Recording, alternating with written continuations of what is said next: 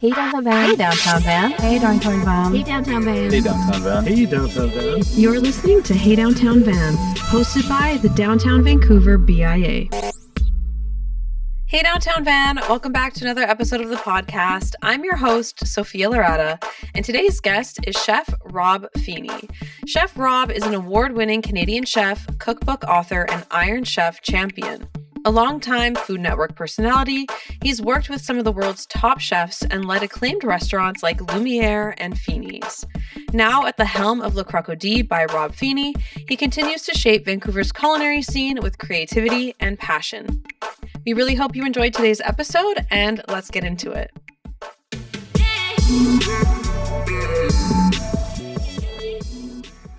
All right, Chef Rob, thank you so much for joining us. You're welcome. This is awesome. How was your Thanksgiving?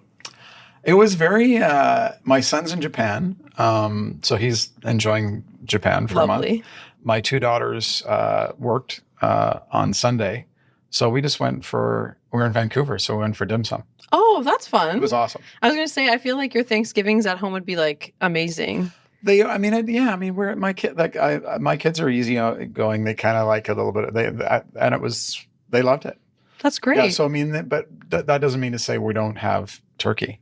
My mom unfortunately is no longer with us. So I know my sister had it yesterday or the day before. I kind of miss my mom's turkey, if that makes any sense. Yeah. I know my kids do too.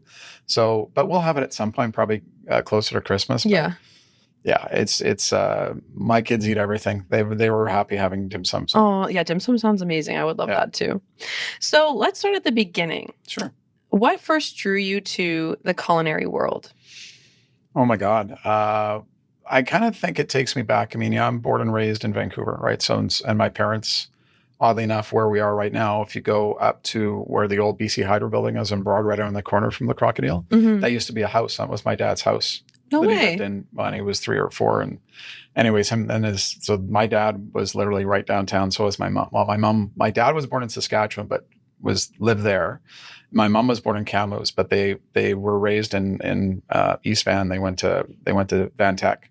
And then they bought this. I didn't. They did. Sorry, I wasn't even born yet.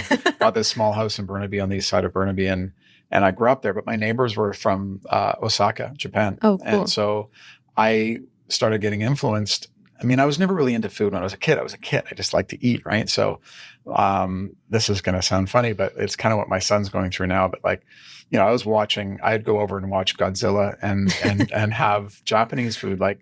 My first pine mushroom, masatake mushroom was in this house. So I had all these Japanese flavors. Like I loved Kazumi was her name, the Nakanos. And she would bring food over for me, not for the rest of my family. Just for you. My mom and I. So it kind of started there. But it wasn't until I was 16, I was an exchange student and went to live in Sweden for a year. That's when things kind of transformed because I was there, and while I was there, I got a chance to visit Denmark, which is a really hotbed for food now, and Norway, Finland, Belgium, Holland, Germany, France, Switzerland, Wow. Italy, Austria, and so during the course of the year, I got to travel through all these different areas with the family I was with. So I came home and I was like, my mom, my parents, I have to understand, I thought, okay, but they sent me away when I was 16. This is 1981.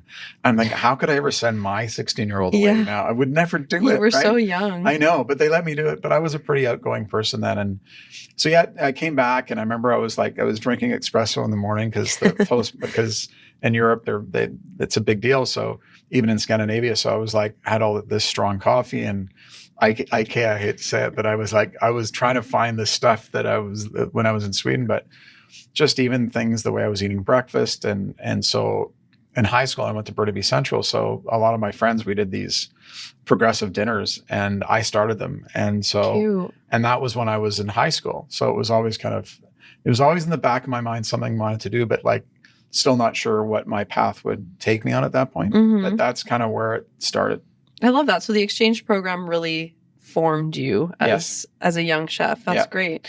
So when you came back to Canada and trained at tell me if I'm saying this wrong, the Dubreuil French Culinary School. It was back in 1985. Wow. What was the most formative lessons that shaped you? during that time? Oh God. Well, I mean, I was like 19 years old. I mean, I didn't really know what I was doing. And, that was when Pierre and Diana Becker owned it. And it was kind of you had VCC or you that to go to, and I chose that path. Right. And, what's the word for me? It was very daunting, very, there was lots to learn. I mean, and like any young person, I thought, okay, this is because that's what I wanted to do. Most of my friends went off to university. The girl I was dating at the time went to UBC, and all my friends were like in university. And so I was like, but my parents were really supportive, and it's like, this is what I wanted to do. So when I went to Brule, it was a 6-month program. And when I graduated, I was still very raw, if that's the word. And so I had some good instruction. I mean, what I got out of it was just the notion that I found something I love to do, if I can say that. That's what I got. I didn't really, to say that I learned a lot of the foundation of cooking, which I always tell young chefs, like all the basics.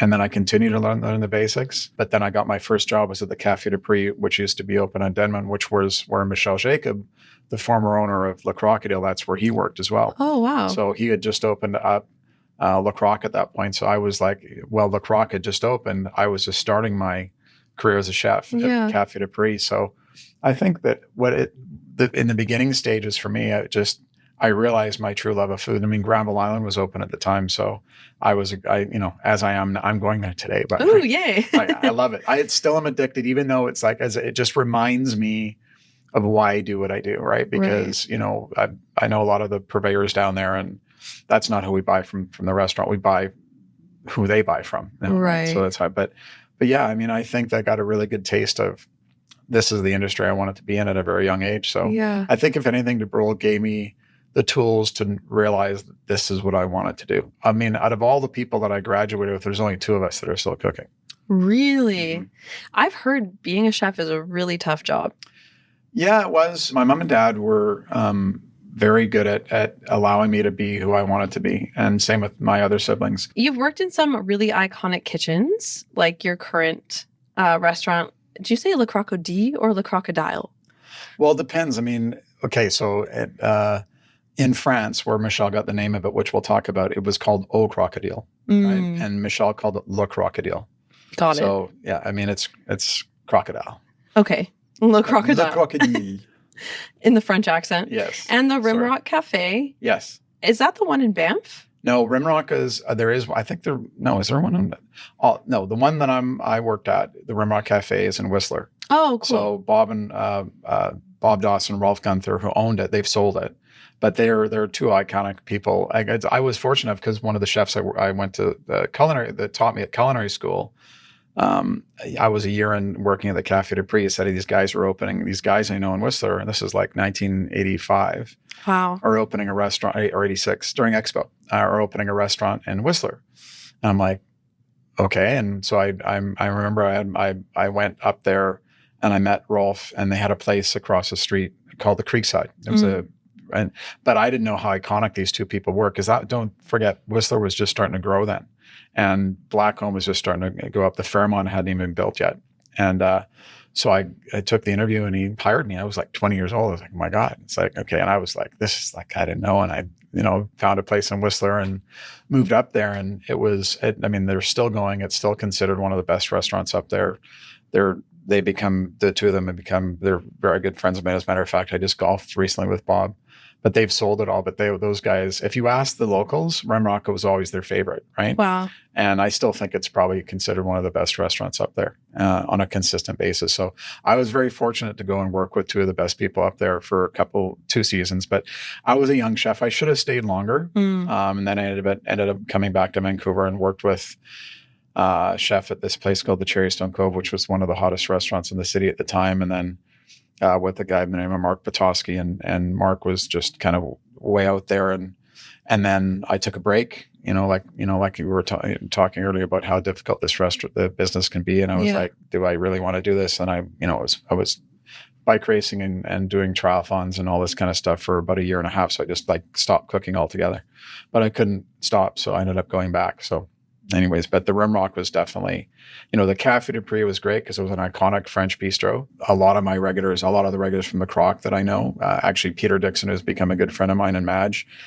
I met Peter there. Wow. And so I still know Peter to this day. So that's like, that's 40, that's a long time. That is a long time. Every time Peter and I talk about that, it's like, that's 40 years ago.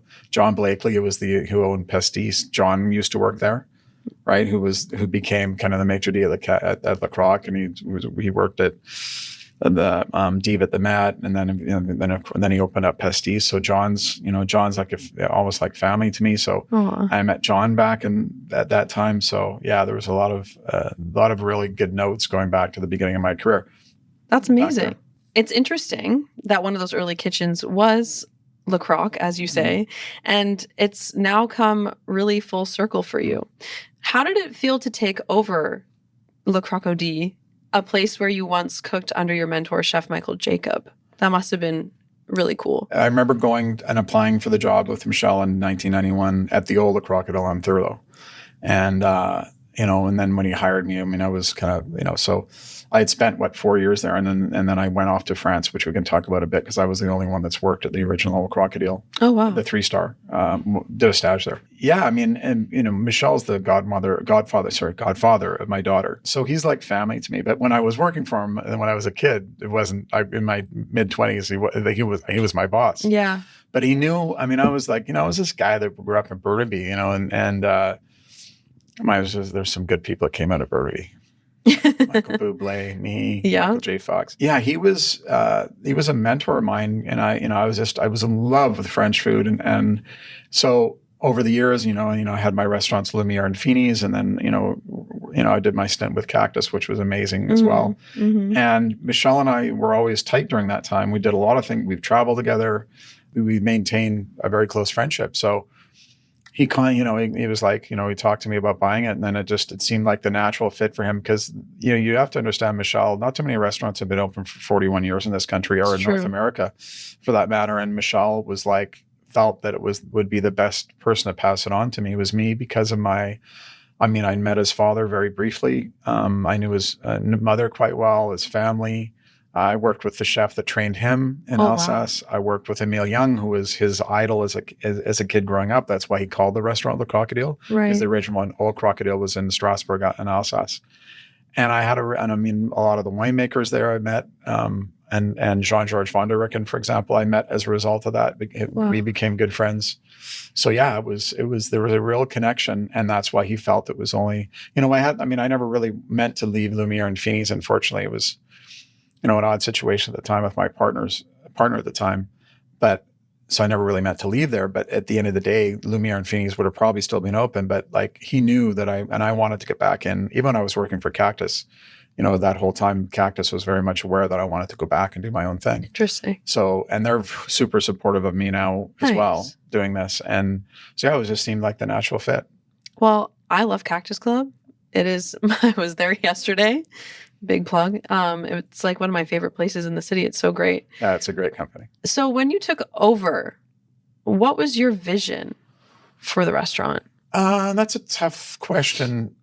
You would think that I'd be able to just answer that off the top of my head. Well, there's a lot of things that go into that. We decided to keep the name Le Crocodile by Rob Feenie, and part of that's, is in good faith, right? Mm-hmm. And Michelle has developed a lot of really good faith in this city, and the restaurant's name has a great following with Michelle. So, I think in the beginning, Le Crocodile by Rob Feenie was that it would be Le Crocodile by me, right? Right. So, but I think that hence the name, I think a lot of the old clientele's expectations, it would remain exactly the same. That was not that it was never my intent, but with some of the older clientele, their knowledge of Le Crocodile is just Le Croc, right? Right. And Michelle and the experience within those walls. My experience of Le Crocodile encompasses Alsace and all of France and the rest of Europe for that matter, right? Because the original Le Crocodile, which Michelle got the name of, so when Michelle was 15 years old, when he was an apprentice in Alsace, the chef Johnny Letzer, who I got to meet as well, wow, and work with in Alsace, took him to Au Crocodile for lunch and a few other cooks. And Michelle was like, like this was you have to understand, it was 3 Michelin stars for 35 years, this restaurant, Le Crocodile, the original one. And Michelle was like, oh my God, this is Emile Young and Monique. And this is like these guys are they're like the Wayne Gretzky's of Alsace. Yeah. If you can say that, the level of what they were and still considered. And Emile was considered one of the best chefs in all of France. So Michelle's like, if I ever open a restaurant one day, I'm going to call it Le Crocodile. So that's how that happened. Interesting. So when I took it over, having the relationship with Emile and working there and spent time there, and also spent time with his mentor, the guy that actually he apprenticed under Johnny. And so when I opened up, Le Croc, I wanted to bring up a little bit of all of that to everyone. And so if you come to the restaurant now, if you go to the washrooms, you'll see a bunch of photos that lay tribute to when I first started there, to working in Alsace to now. So I would say that what I've done is I've made it my own, in terms of, keeping some of the old classics with Michelle. But, this is, it's still Le Crocodile by Rob Feenie, which I keep telling the old customers. It's like, they thought the menu would be all exactly the same. It's like, well, it's not. Like, Thomas Haas was a good friend of mine. Thomas is like, originally he's like, you shouldn't have called it Le Crocodile by Rob Feenie. It's like, you need to be yourself. But I mean, now that we've, because we'll get to the chocolates that I served from Thomas. Oh, nice. Which I used to do at Lumiere too. We talk a lot, and you said you just need to be yourself. So that's what I've done. It's like, I think that I think in the beginning, the first 6 months, it was kind of hard because I was in the shadows of Michelle. And I think the expectations of the former guests were, where's this dish? Where's that dish? Where's that? When we were keeping some of the ones that I thought were important to me, like the Ville with Morel, the Dover sole, the tomato and gin soup, the steak tartare, which is a bit different, but it's the original one that Michelle and that he learned, that a lot of customers don't understand. The one I'm serving is actually closer to what Michelle got taught than what he served. People actually write reviews because they're not getting free bread and free, it's crazy. Interesting. Because Michelle gave away a lot, and we're in business. We give away things too. I mean, the chocolates that I give away, I've been critiqued about that too, because Michelle used to give away these little Le Crocodiles, which were cool. My kids used to love them. I used to love them when I'm there, but it's Le Crocodile by Rob Feenie. So the chocolates are made by Thomas Haas, and these are excellent chocolates. Yeah. I mean, we're talking about 70% cacao. Wow. Not like all sugar, a little bit of chocolate. Like these are real chocolates. But even still, people would write reviews and go, oh my God, he's not serving the crocodiles, so I'm not going to give him it's just silly, really. That is silly. You're going to give me a poor review because I'm not serving chocolate And so I think there's been a lot of what I've had to deal with in the past it's been hard on me emotionally. It's created a lot of anxiety.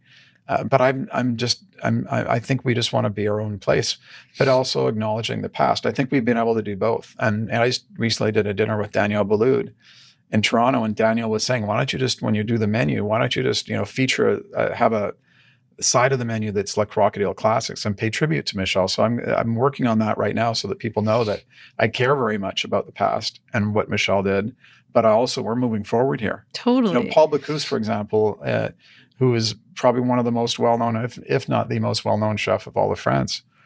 Same thing with him, the legacy. I mean, his restaurant is, his truffle soup en cru. It's like one of the most famous things in the world.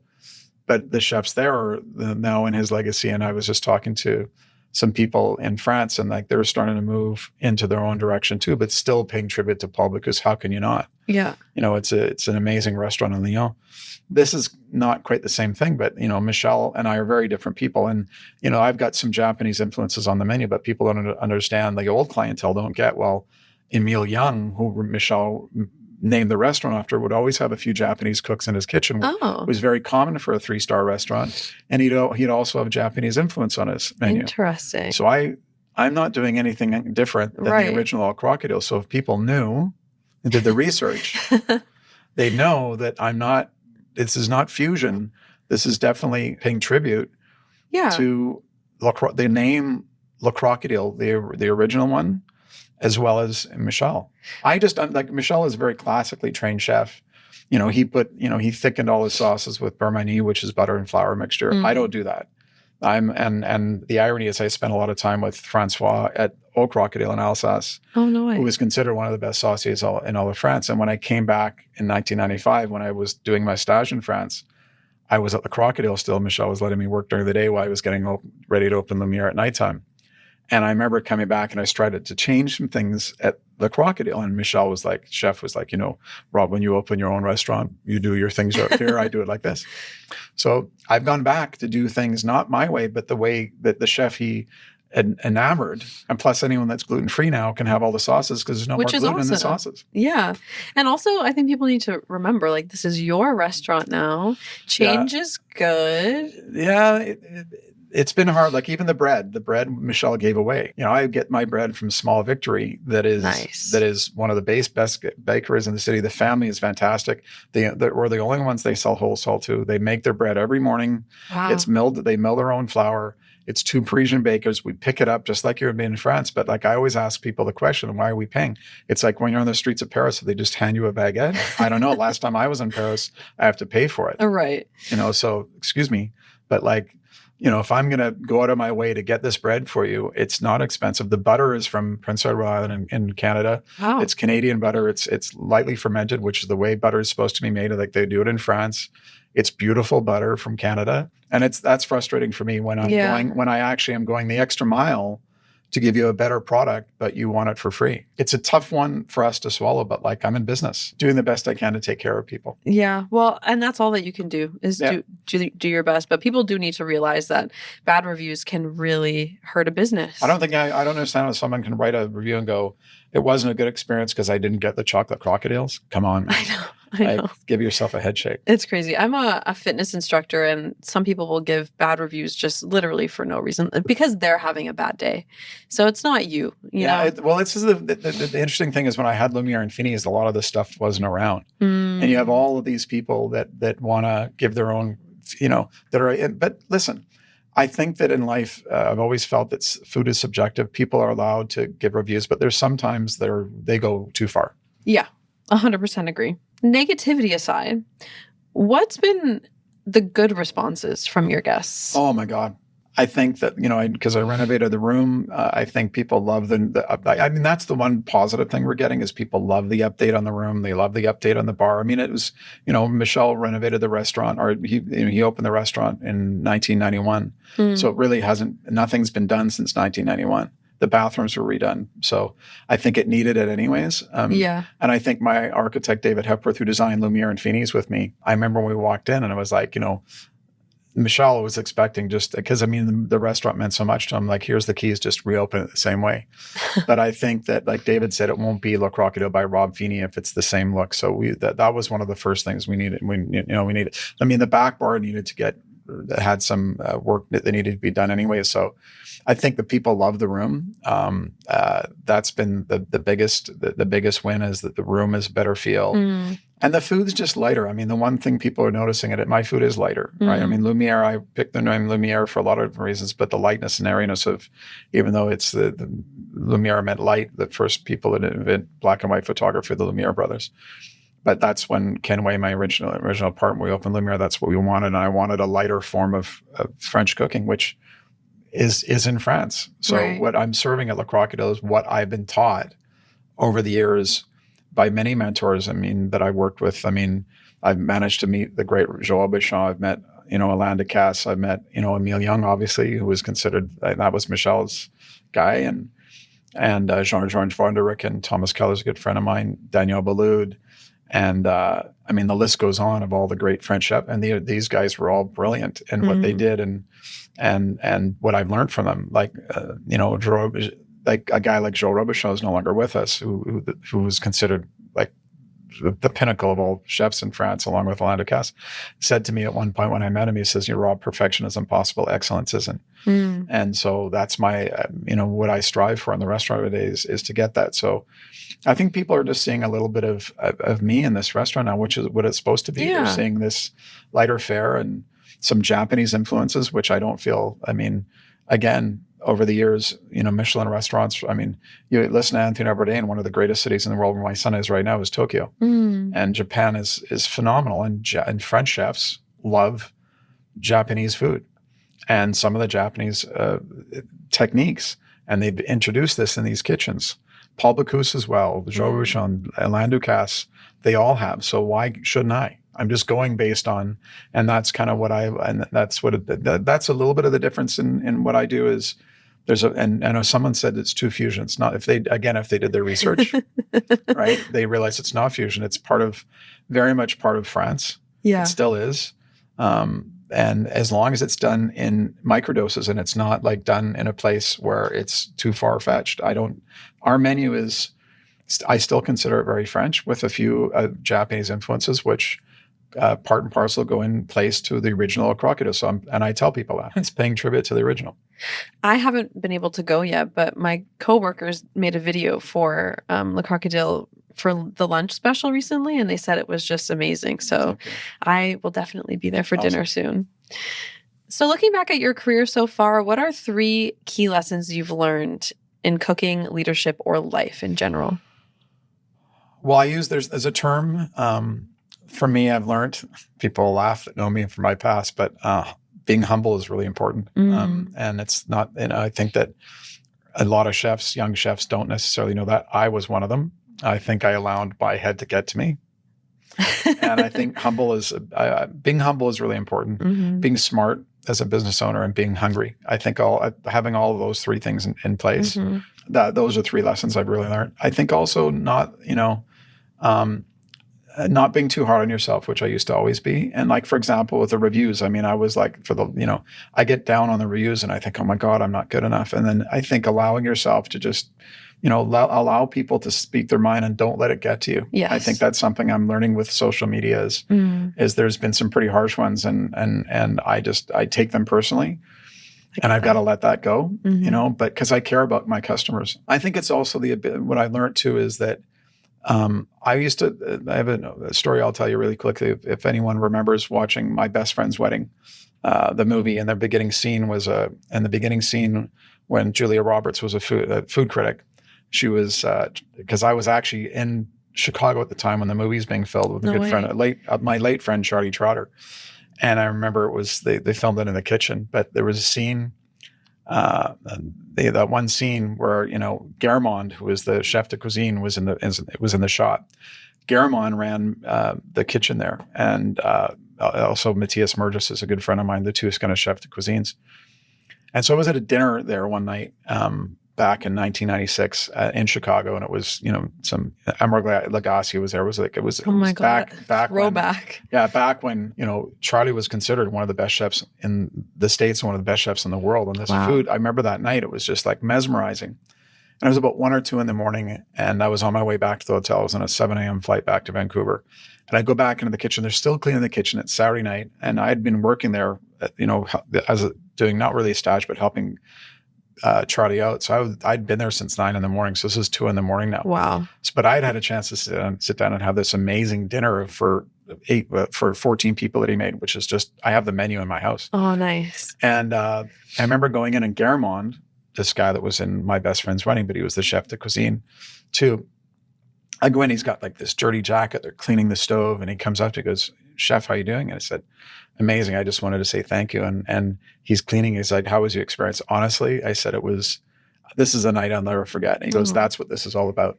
So that's where, for me, this is all about is it's about each and every day when people come in is giving. If people go home and they're like, "My God, this was an incredible experience for me," I feel I've done my job. Totally. And if I don't, then I just want to make sure I get up that much day. So that's the fulfilling part of this that I love. Yeah. Is that because this business is hard business to be in financially, for me, that's the real win I get, is making people's days. Whether it's kids, whether it's someone, the Crocodile has a lot of families that have gone through generations.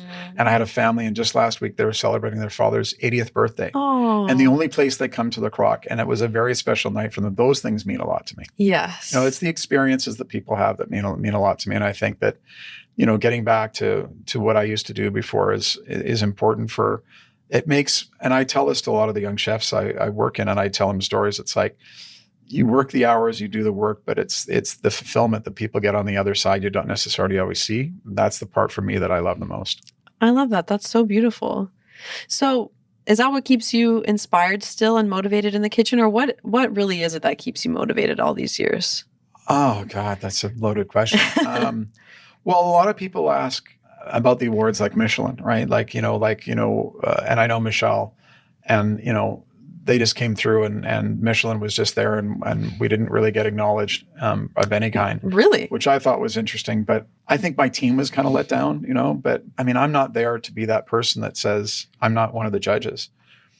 I just know that I'm very proud of my team. So, I mean, there's certain people that have come to the restaurants like, oh, you should have got, acknowledged. I mean, I'm not talking about a star, but I think that, if there's ways for us to get better, right? Like that's how I look at things too. And I tell my team, it's like, well, we just have to pick up our socks maybe and get better. Yeah. And I think that, so it would be nice next year if we got recognized, because I know there's a lot of restaurants that have, and I feel proud to be a Vancouverite, born and raised here. And someone said to me, I've won a lot of accolades in my past, but, I look at a lot of the young kids that work for me, and they feel good. I mean, our restaurant got ranked 28th in Canada and Canada's top 100, which is just amazing. Yeah. I was shocked. And I feel really good, but is that why I'm doing this? And even, Jacob Rishley, who runs Canada's top, he knows that that's not how I think. Yeah. I love accolades, but I just want to make good food. For sure. Because I think then things will happen as a result of that. So accolades are important. We want them, but we want I want our customers to be happy. Like if you come in, I want you to be happy. I want the person that has saved up their money all year to come in, that's coming from wherever for their anniversary to celebrate at Le Croc. I want them to have just as good experience as someone that comes like twice a week for lunch. Yeah. I want everyone treated the same. Yeah. The regulars should be treated just as well as the person that's coming for the first time. And because that's, as a restaurateur, that's our job.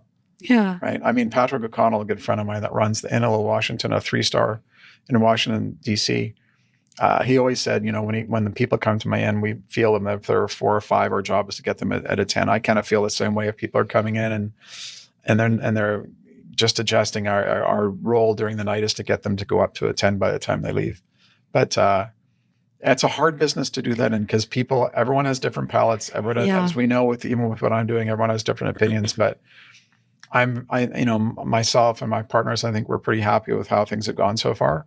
But the restaurant will evolve, because that's what evolution happens in food. Things do change, and those people, I mean, there are items that will never go away, because for me, they're near and dear to my heart. And that's important to me. My mom, for example, loved the Dover sole. She's no longer with us. And my mom was always, don't ever get rid of that, Rob. Aww. So it won't. And people, I always say that when people that eat it, that love it, go, well, thank God for your mom. It's like, well, it's not my mom only. It's like, it is a signature dish in that restaurant. So it's not going to go anywhere. When it comes to menu creation, I know you say that you have some dishes on the menu that were from Michelle's previous menu, but you have some new ones.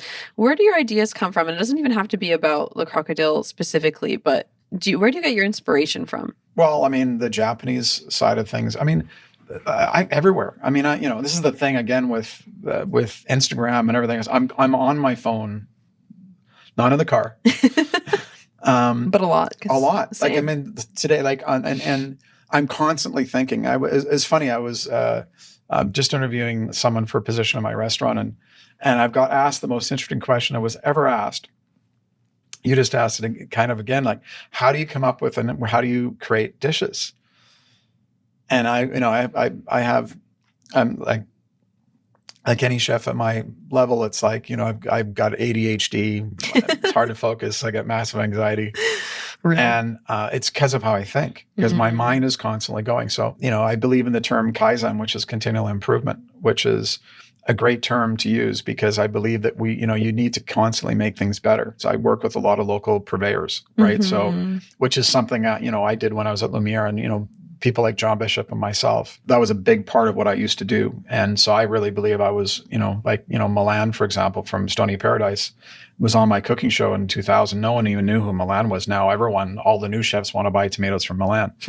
But I also have other tomato operators that I support too. But that's a big part of what I do, is like working with these purveyors. So having said that, okay, what can I do with their product? If they have any, like how do I introduce it on the menu? I was just talking to one of my chefs on the weekend. There's a couple of vegetables that were used all year long at the Croc, but aren't seasonal. I'm like, well, it's time for us to get rid of that and use, because most of what I do is local and sustainable. Yeah. And so I might as well just, practice what I preach more than we're doing right now. Like we have farms coming to the back door all the time. Wow. And that's something that's always been important to me. But how I create, it's like, I look at what's local. I look at how things for me have to taste good first, not just, I know that from the Instagram, they use this term Instagrammable. Instagrammable. Yeah, there you go. Sorry, I said that 10 times wrong. I just want food to taste good. Yeah. And I like things light. But again, like I have a really sensitive palate. It's like what I was talking earlier with the sort of flour mixture and sauces that Michelle had. I could taste it. And that's just for me, I wanted something cleaner. So all my sauces are like that. And a lot of the new customers have said that. So I don't know. I look at, how I can use more local ingredients more, how I can also push the menu harder and my team without going too far, because consistency is the most important thing that made Le Crocodile what it was in the past. And consistency for me is the same thing. Simplicity is much more difficult to achieve than complications. There are restaurants in the city that change their menu so frequently, I can't keep up. Yeah. And I don't do that. Yeah. I work with the seasons, but I'm very strategic in how I make my changes. But I think that's kind of nice though, too, when you go back to a restaurant that you know and love and the menu is very similar to what you had the last time, because people like that. Well, people expect that too, but then people also want to see, like Lumiere was a menu that was constant. So the Lumiere customers are coming in, they want to see that. Whereas people want to come in and have the tomato and gin soup, want to have the veal with morel and the Dover sole and the steak tartare. But then they also they're gravitating towards new things.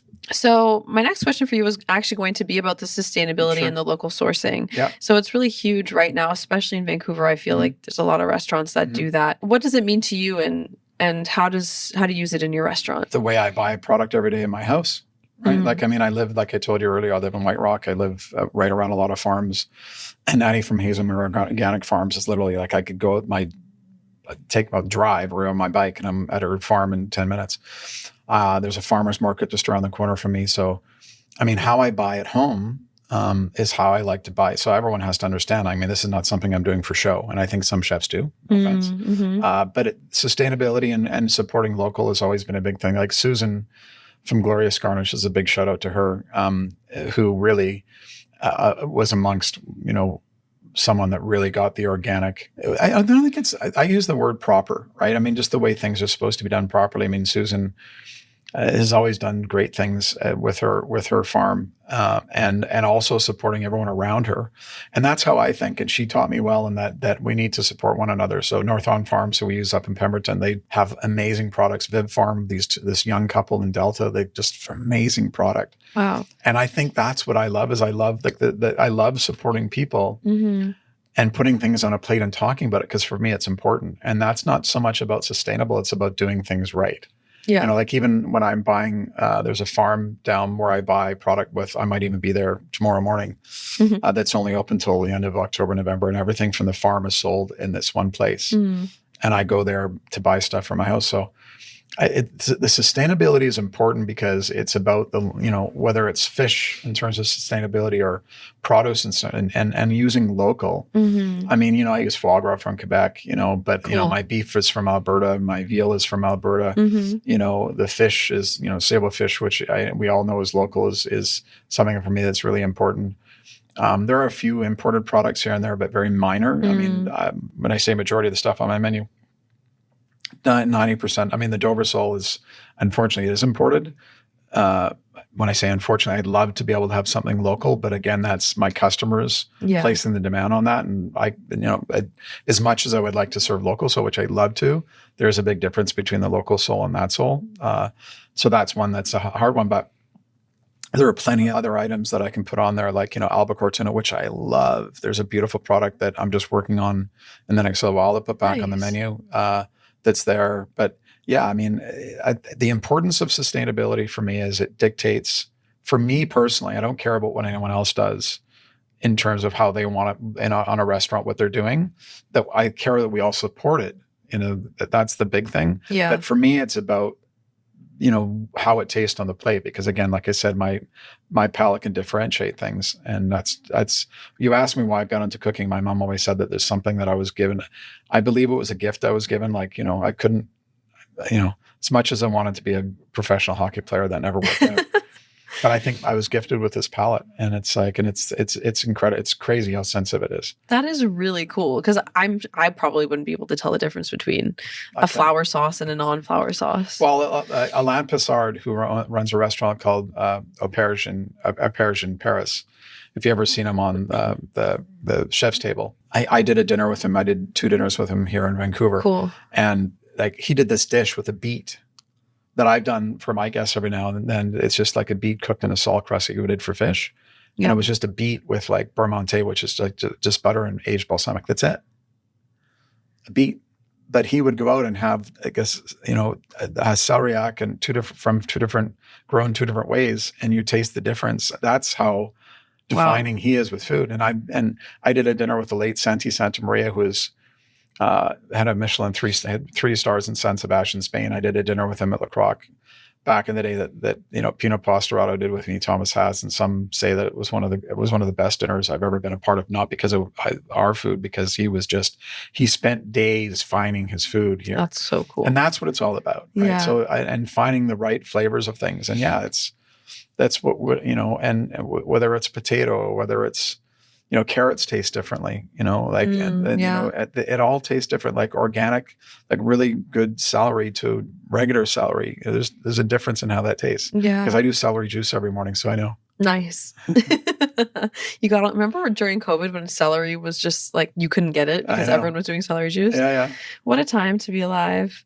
So when you think about your legacy, what do you hope, how do you want it to impact Vancouver's culinary scene? Oh, I don't really think about it that way because it makes me feel old. You're not old. Well, a good friend of mine, Robert Belcham, and I, cooked around the same time, and Robert and I were talking, and he said something to me really profound about a month ago. He was just going away for Texas to barbecue. I think I felt jealous. It's so nice. And he goes, you really set the tone for, like my cookbook Lumiere. A lot of chefs in Canada thought had set the pace for things. And I don't know. I mean, I kind of feel that with Lumiere and the tasting menus, I was way ahead of my time. Because I mean, you look at now, whether it's Publish or Annalena, these restaurants are doing it. I was doing it like back in the 90s. Mm-hmm. And I kind of feel that's what I did. I think I set the tone. I think for me, setting the tone for the menus that a lot of the restaurants are doing now, I think is something I feel proud of. Yeah. I took the chance. Now they're all doing it. Yeah. I think working with the local purveyors, I think people like John Bishop and myself helped set the tone for a lot of what they're doing now. Mm-hmm. So I kind of feel I was one of the groundbreakers there. Like, again, I go back to, it's interesting, like Stony Paradise. Milano doesn't even sell tomatoes to us. But yeah, I mean, I kind of feel that I feel proud that, people are buying from Milan now. And for example, I mean, he's almost done now, but that's a good example of someone that started off and no one really knew who he was. Now everyone wants his tomatoes. And if I was a part of that and a part of some of the other things and I'm not the only chef, I'm not going to take talk about what people look at me in the past or look at what I've done. It's like, I don't want to, that's again, my humble nature. I don't want to take full credit because it's not just me. Mm-hmm. There's a lot of chefs that set the ground. I mean, Bruno Marte, for example, there is a chef that really set the ground for a lot of us when he won the Culinary Olympics in 1984. Wow. And I remember going to his restaurant. I was 16 in Ladner at the Belle Auberge. There's a guy that set things up for a lot of us. If you ask a lot of the chefs that know Chef Marty, I mean, he really set so I don't know. I still think I'm young in that department. And I think a lot of chefs set the ground for me, but I think that's the one thing I'd like to take credit for is the tasting menu thing. Is I remember I flew back from Chicago that one trip I was telling you, that dinner. Yeah. And Charlie was like, hey, you worked in France where they do tasting menus. I mean, do it. So I came back and I just overnight, I changed my menu. I flew back. Flew back on Sunday. It was closed Monday. I was sat on my restaurant, rewrote my menu in a day. Wow. And if you come to my house, it's got that's why Robert Belcham wants me to give some of my menus to this new room that the chef's table is open. Oh, cool. And I transformed my menu overnight and I started doing these tasting menus. And then it became a 5-course, 6-course, 8-course, 9-course. And that's what people were coming for. And so now at Le Crocodile, I just started this small tasting menu with my chef de cuisine, Mark.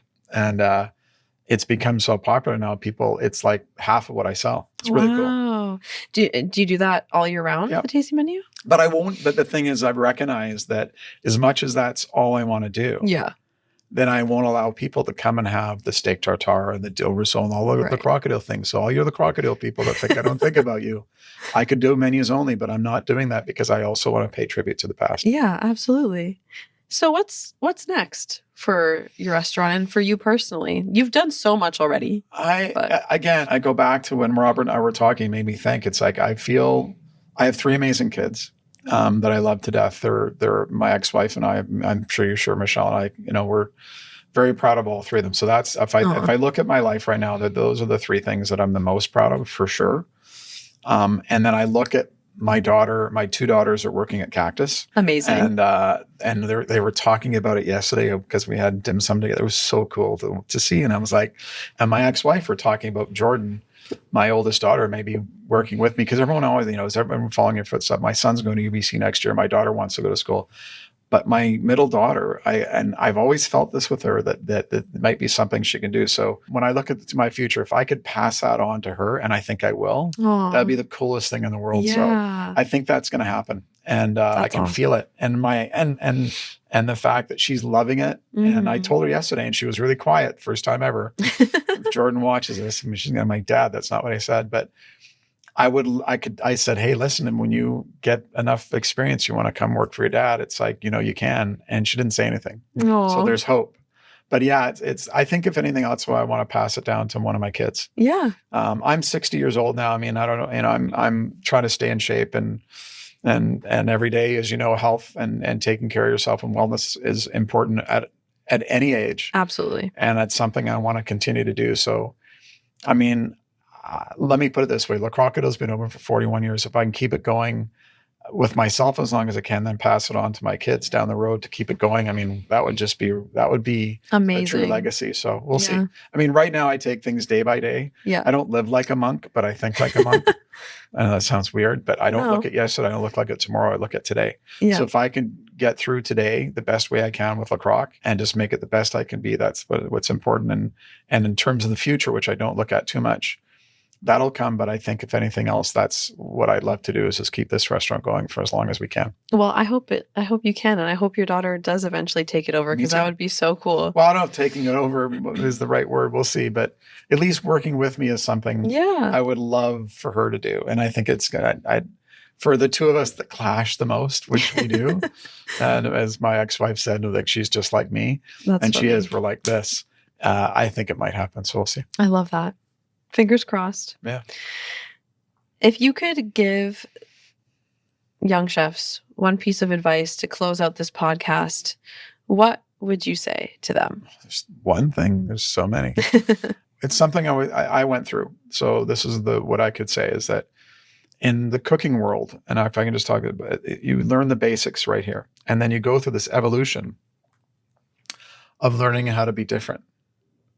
And wanting to be this, you follow the San Pellegrino list of Canada, the world's top 50 now, North America's top 50. Mm-hmm. And you want to be that different because you want to be the best. And so the one thing that I always tell young cooks is remember where you came from, is that the basics, the fundamentals of cooking. And if you talk to anyone that knows food knows that, at my home, whether it's a really solidly made good, authentic pasta or authentic French dish, those things never change. Like French onion soup, which is on my menu at lunch. Mm-hmm. And even though I want to be different, it's because it's one of my favorite soups. Pierre de Cochon, which started the French making onion soup in Paris. That's where it came from. I mean, that's where it's for me. But I think it's the lesson that don't be different for the sake of being different. Be true to yourself when you cook and taste your food. Mm-hmm. I know a lot of chefs that don't even taste. They just want to make food to be different. That is so wrong. If you're not eating your food and you're just trying to create something because you want to be on the map, that's not what food. You need to be able to sit and enjoy your food. And that's something I tell them all the time because they read books and they just want to make this dish. Or I know a few chefs in the city they've been around to, all they like to do is copy. That's not being authentic. Be yourself. Be yourself, make your own food, be your own person. I think that's number one. And that's where the humble comes into play. Mm-hmm. If you have an ego as a young chef, leave it at the door and learn. And Yeah. that's something, again, I was always taught when I was cooking is that pick up when you're on, like when I came and I worked at Le Crocodile, I learned how to do the sauces. Then I came into Michelle and I was trying to change. He was like, no, no, no. So I left that part at the door, but I picked it up. When I opened my own restaurant, I did my own thing. Yeah. Pick and choose the spots when you want to do things, but be humble, be respectful, and leave your ego at the door if you can, but ask questions. Always ask. And it's something for me, if they don't ask, I'll tell. Mm-hmm. And just remember, it's not an easy business. The hours are long. Yeah. I don't drink anymore. So that's something that I would caution cooks to watch your alcohol Consumption. and the other stuff too, because it's never a good road to go down. Yeah. Is take care of yourself. Yeah. So the better you take care of yourself, the better you take care of your health, the better you can perform. Yeah. And some of the best chefs I know in the world that are still around, or they take care of themselves too. And that's something for me that's really important. Yeah, absolutely. That's such great advice.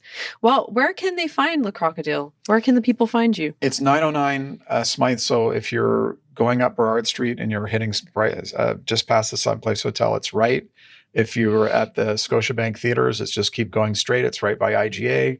If you're going on your way and you want to go to the Aritzia ladies on Robson, go through Smythe and it's on the left. So Perfect it's in the same location. There's tons of parking underground, which is easy, and easy place to Uber to, easy place to get to. 909 Burrard Street. Amazing. Well, Chef Rob, it was such an honor to have you here today. And Thank you. Thank you so much for coming on. This is awesome. Thank you for listening to Hey Downtown Van. We really hope you enjoyed today's episode with Chef Rob Feenie.